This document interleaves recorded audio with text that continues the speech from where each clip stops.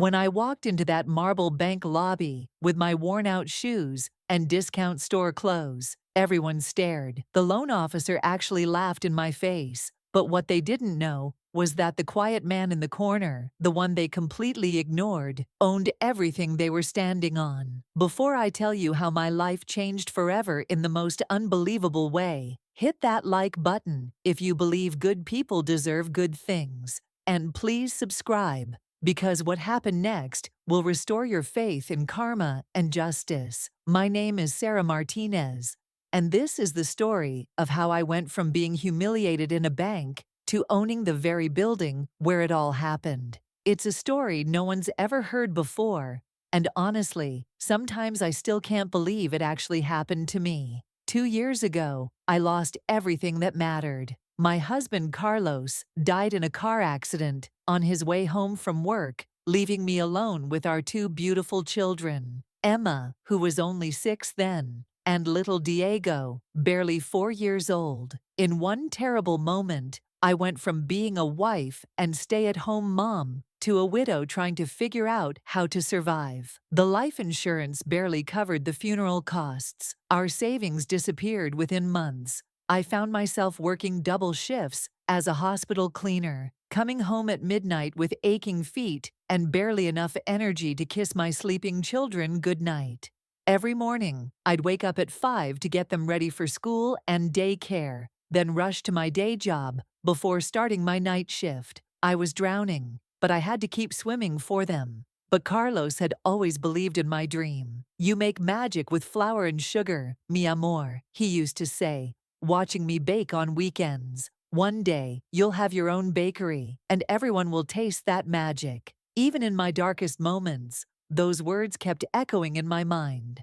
So I started saving every single penny I could spare, sometimes just $5 a week, sometimes nothing at all when the bills were too high. For 3 years, I scraped and sacrificed until I had $8,000. It wasn't much, but it was everything I had. I found the perfect little storefront downtown, small, affordable, with big windows that would showcase my pastries. The rent was manageable, but I needed equipment, supplies, and enough to cover the first year. I needed a loan. I needed someone to believe in me the way Carlos had. I spent weeks preparing my business plan. I didn't have a computer, so I wrote everything by hand. Market research I'd done at the library, recipes I'd perfected over years of baking for church functions and school events, financial projections I'd calculated and recalculated. I practiced my pitch in the mirror after the kids went to bed, imagining questions the loan officer might ask. Emma noticed me rehearsing one night. "Mommy, why do you look so scared?" she asked. I knelt down and showed her Carlos's photo in my purse, the one I carried everywhere. "I'm going to ask some people to help make Daddy's dream come true," I told her. "The dream about your special cookies?" she asked, her eyes lighting up. "Yes, baby. The dream about our bakery." The morning I chose to go to the bank, I put on my best outfit, a navy dress I'd worn to job interviews, slightly faded, but clean and pressed. I looked at myself in the mirror and whispered Carlos's words, "You make magic." Then I grabbed my handwritten business plan, his photo for luck, and headed to First National Bank. Walking into that bank was like entering another world. The marble floors gleamed under crystal chandeliers. Everyone was dressed in expensive suits, talking in hushed, important voices. I felt every eye on me as I approached the reception desk in my discount store shoes that squeaked slightly with each step. "I'd like to apply for a business loan," I told the receptionist. She looked me up and down before directing me to wait in the plush seating area. I sat there for 45 minutes, watching other customers, men in tailored suits, women with designer handbags, get called in before me, even though they'd arrived after I had. When Jennifer Walsh finally called my name, I could tell from her expression that she'd already made up her mind about me. She was everything I wasn't. Perfectly styled blonde hair, expensive jewelry, an attitude that screamed privilege. She barely looked at me as she led me to her glass office overlooking the main lobby. "So what kind of loan are you looking for?" she asked, not even pretending to be interested. I placed my business plan on her desk, 20 pages of careful research, financial projections, and dreams written in my neatest handwriting. I want to open a bakery, I said, trying to keep my voice steady. I have 8,000 in savings, excellent references from my current employers, and a solid business plan. Jennifer glanced at the first page and actually laughed. Not a polite chuckle, but a full mocking laugh that made several people in the lobby turn to look through her glass walls. "A bakery?" she said, loud enough for others to hear. "With your credit score and income? That's absolutely adorable." My cheeks burned with embarrassment, but I pressed on. "If you just look at my projections, I've done extensive market research. There's real demand in this area, and my recipes have been tested." "Honey," she interrupted, her voice dripping with condescension, "we don't give loans to dreamers. We give them to real businesses, run by real business people. What you have here," she gestured dismissively at my plan, "is a fantasy." I felt the walls closing in as more people stopped their conversations to watch our exchange. Jennifer seemed to enjoy the audience. "Look around," she said, raising her voice even more. "Do you see anyone else in here dressed like they're going to a garage sale? Do you think successful business owners write their plans by hand, like elementary school students?" The humiliation was suffocating, but I thought about Emma and Diego, about Carlos's belief in me. "Please," I said quietly, "just give me a chance. I know I can make this work. I've been planning this for 3 years." "3 years?" Jennifer laughed again. "And this is what you came up with. Security should escort people like you out before you waste more of our valuable time. We have real clients to serve."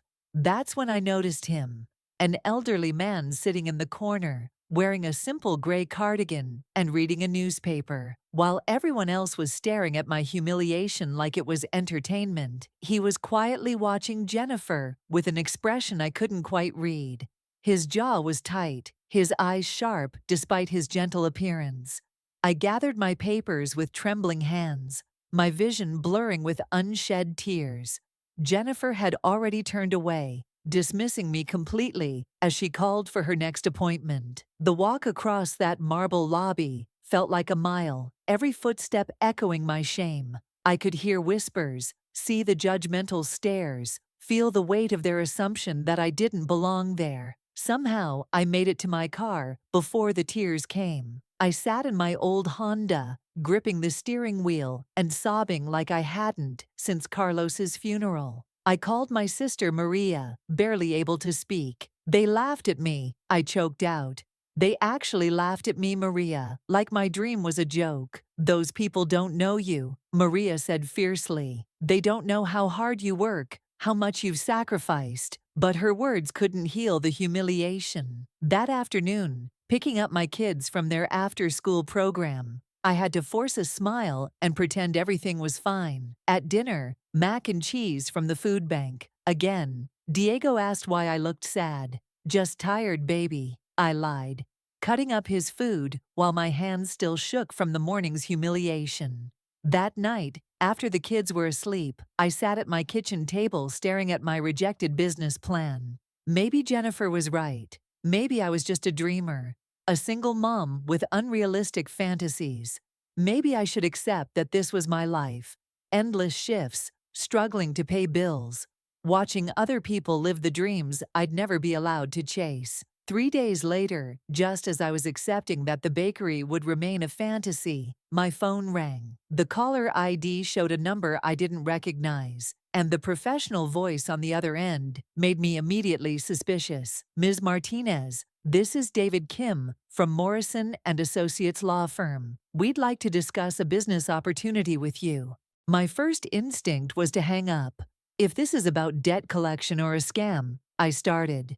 "No, ma'am," he interrupted gently. "This is regarding potential funding for your bakery venture. We represent a private investor who's interested in discussing your business plan."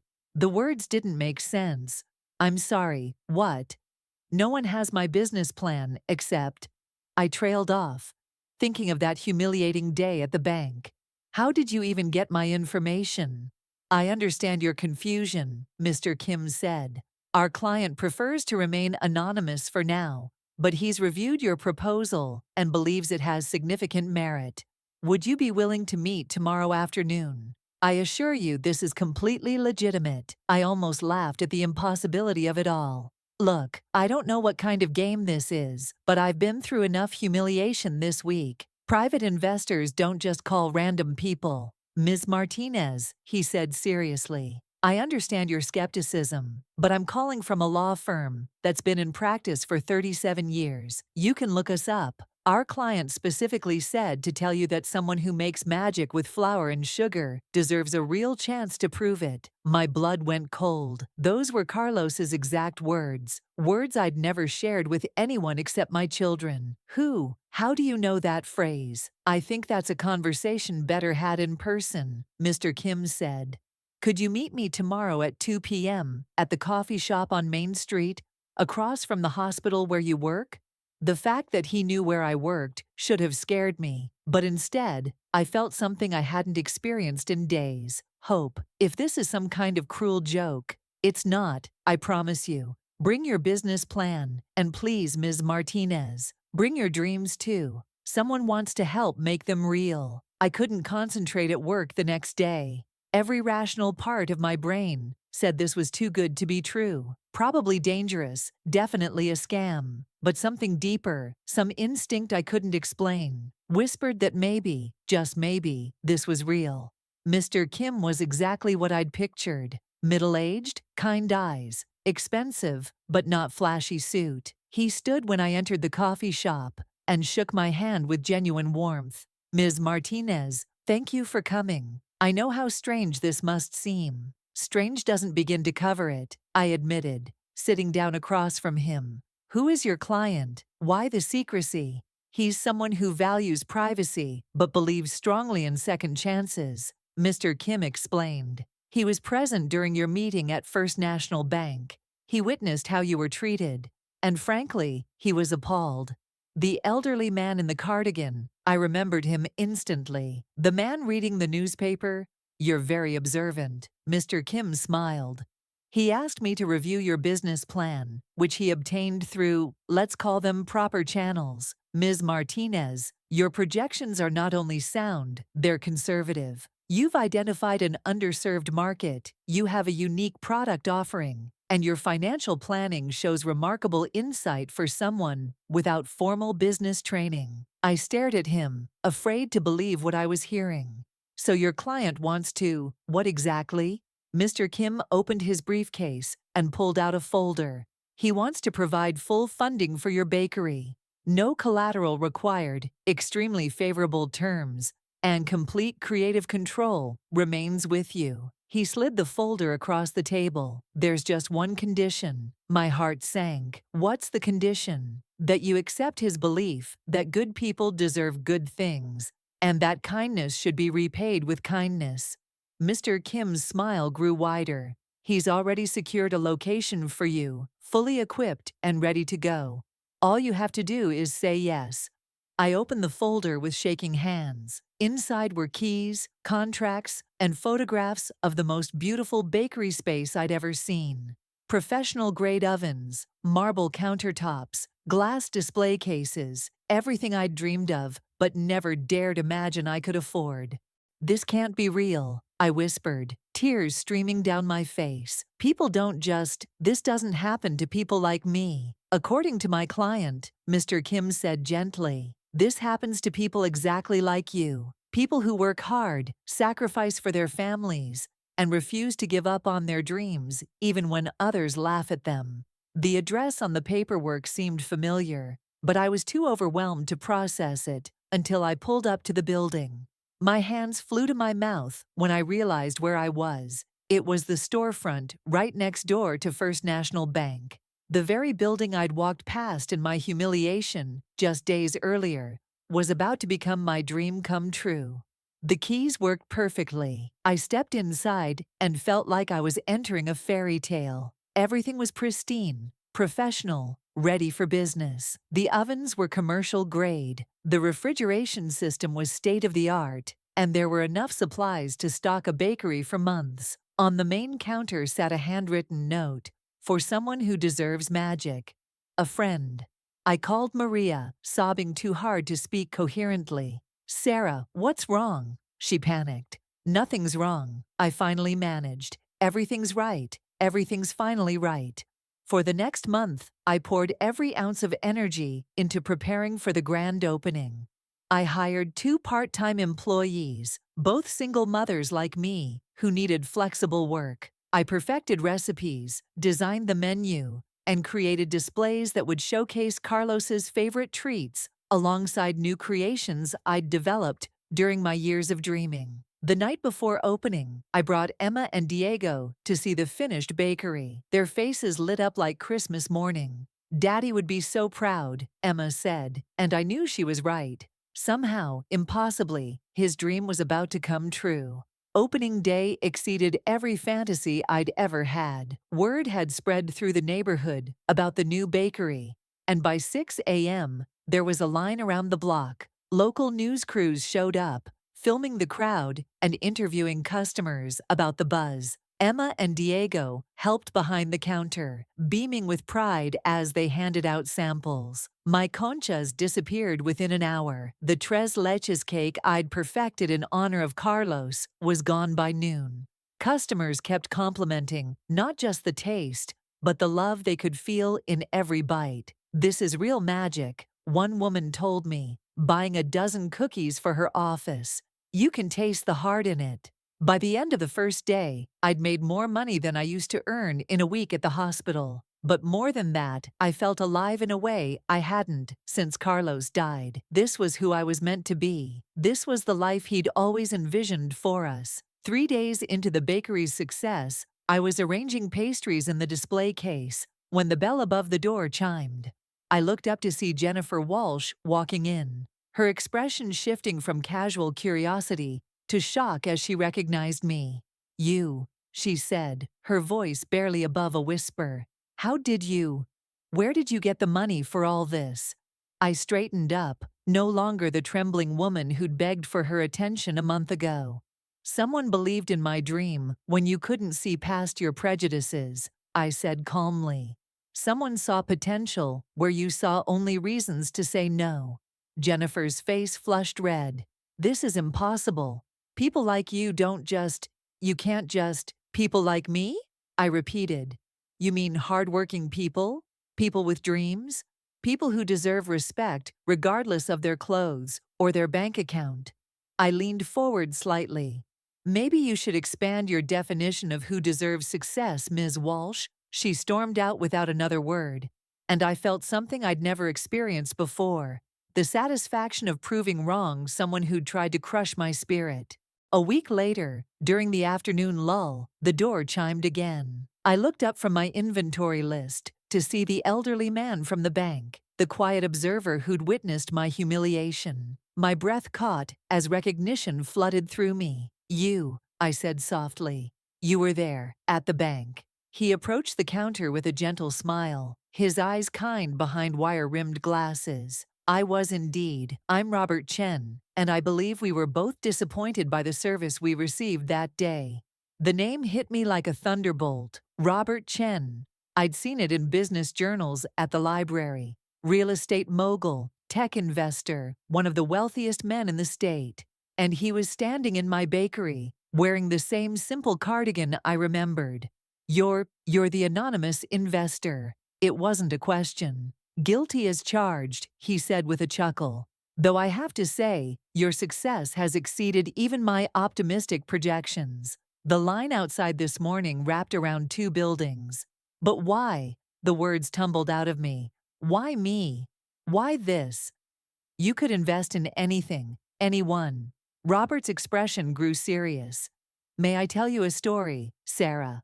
My parents came to this country with nothing. They worked multiple jobs, saved every penny, and dreamed of opening a small restaurant. When they finally had enough for a down payment, they went to that very same bank for a loan." My heart began to race as I understood where this was going. The loan officer, not Ms. Walsh, this was 40 years ago, laughed at them just like she laughed at you. called them immigrants with delusions, and suggested they find work more appropriate to their station. They were crushed, humiliated, and nearly gave up their dream. What happened? I asked, though I suspected I knew. I was 8 years old, sitting beside them while they begged for a chance. I watched my parents' dignity get stripped away by someone who couldn't see past their accents and their secondhand clothes. Robert's voice grew stronger. I promised myself that if I ever had the power to give someone the chance my parents were denied, I would. I built my empire so I could be the person who says yes when others say no. Tears were streaming down my face. Your parents, did they ever get their restaurant?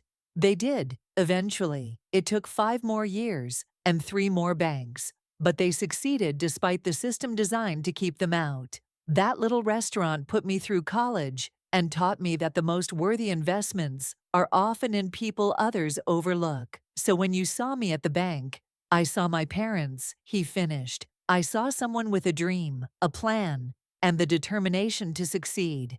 Being dismissed by someone who'd never worked a day for anything in her life. I knew I had to find a way to help.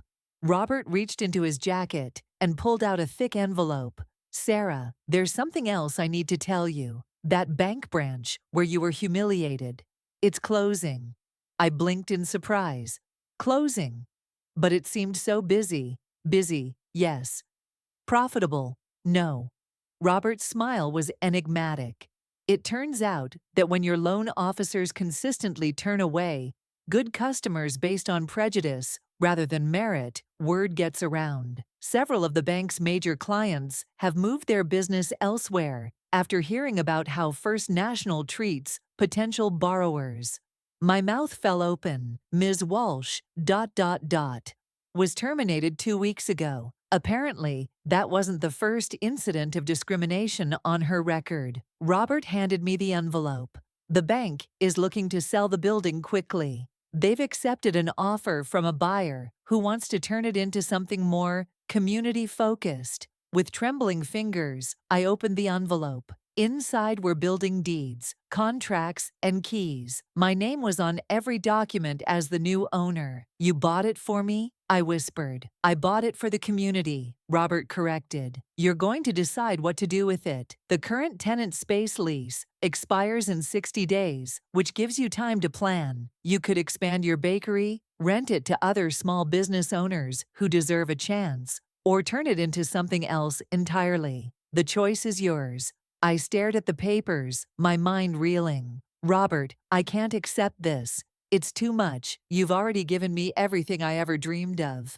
Sarah, he said gently, success isn't just about achieving your dreams. It's about creating opportunities for others to achieve theirs. You have a gift for seeing potential in simple ingredients and turning them into something magical. I suspect you have the same gift for seeing potential in people. But this is a whole building in the most expensive part of downtown, which will be perfectly suited for a community center, focused on helping entrepreneurs like yourself get started. Small business incubation, microloans for people the big banks won't touch, cooking classes for kids whose parents work multiple jobs. Robert's eyes twinkled.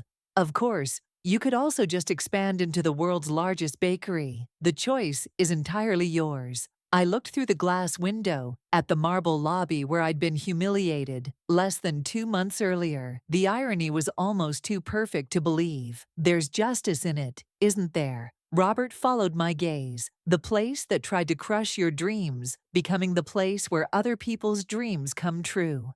6 months later, I stood in what used to be First National Bank's lobby, watching as workers hung the new sign, Sweet Dreams Community Center, founded by Sarah's Bakery. The marble floors gleamed under the same crystal chandeliers, but now they reflected hope instead of exclusion. The main floor housed my expanded bakery, which had become the heart of the neighborhood. The upper floors were dedicated to small business development, free classes on business planning, microloans for entrepreneurs who couldn't get traditional funding, and mentorship programs connecting successful business owners with dreamers who just needed a chance.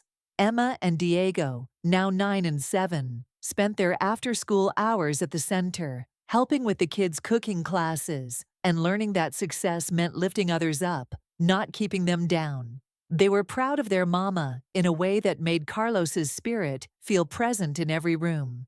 The first entrepreneur we helped was Maria Santos, a young mother who wanted to start a catering business. She'd been turned away from 3 banks before finding us. Today, her food truck was parked outside, feeding the construction workers building our newest expansion. Robert visited often, usually in his simple cardigans, preferring to sit in the corner and watch dreams come to life. He'd established an endowment that would keep the community center running in perpetuity, ensuring that no one would ever again have to beg for the chance to prove their worth. On the 1-year anniversary of my humiliation, I received a letter from Jennifer Walsh. She was working at a small credit union in another state, and her tone was remarkably different from the woman who'd laughed at my dreams. "Ms. Martinez," she wrote, "I want to apologize for how I treated you that day at the bank. Losing my job forced me to confront some ugly truths about my attitudes and assumptions. I've spent the last year learning about the communities I dismissed and the dreams I helped crush.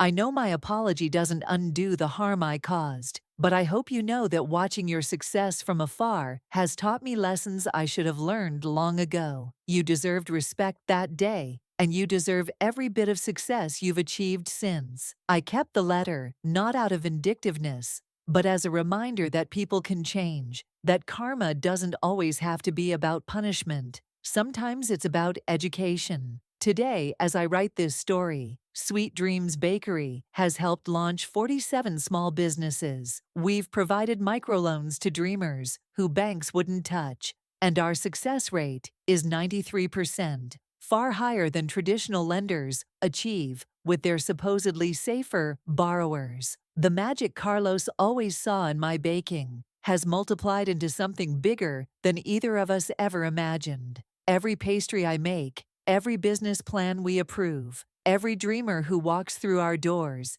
is proof that kindness and opportunity create far more value than prejudice and exclusion ever could. Emma wants to be a business owner like her mama. Diego talks about being a chef who helps hungry people. They've learned that success isn't about stepping on others to climb higher. It's about building ladders for everyone to rise together. Robert still visits every week, usually bringing new people who need chances. He's become family to us, the grandfather my children never had, the angel who appeared when we needed him most. He insists he's the one who benefited from our relationship. "Investing in dreamers is the best return I've ever gotten," he says. "Sometimes late at night, when the bakery is quiet and the community center is locked up, I stand in that former bank lobby and think about the journey from humiliation to triumph. It wasn't just about money or revenge or even karma. It was about the fundamental human truth that everyone deserves a chance to prove their worth. The woman who was laughed out of a bank now owns the building where it happened.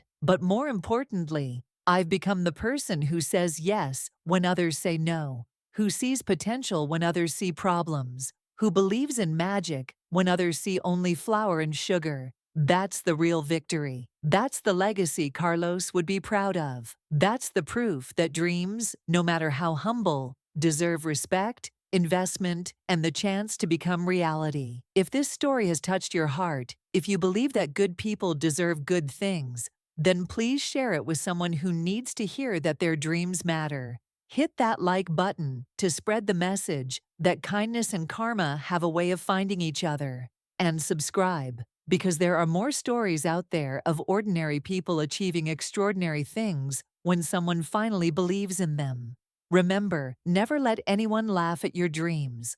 The right person is always watching, and magic happens when opportunity meets preparation and kindness meets ambition. Your moment is coming. Just keep believing, keep working, and keep dreaming. The universe has a way of balancing the scales, and your turn for triumph might be just around the corner.